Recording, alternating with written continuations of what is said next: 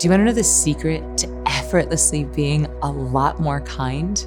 I'm about to tell you. So it's not a secret that meditation makes you more kind, but what a lot of people don't know is why. Why could sitting quietly in a chair possibly make you more empathetic, more open-hearted, more joyous? And the answer is that meditation strengthens the connection between your dorsomedial prefrontal cortex, which is just a fancy way of saying the part of your brain that processes information about people who we perceive as separate. So I'm a woman, you're a man. I'm white, you're black. I'm straight, you're gay. Someone who we perceive as separate from us. Meditation is going to strengthen that piece of your brain to something called the insula, which is the empathy center. So just by getting your buns in the chair every day, you're going to start to have more empathy for people who we perceive as separate from us. That's why meditators tend to be more peaceful, because we start to see more of ourselves inside of others, because rather than being in fight or flight where we're always looking for an enemy, and it's hard to fight someone who we think is on our team because we've come from sort of a tribal background, then we start to see the whole species, the whole planet as on our team, because we stop seeing them as separate. And if we do perceive them as separate, we still have empathy for them,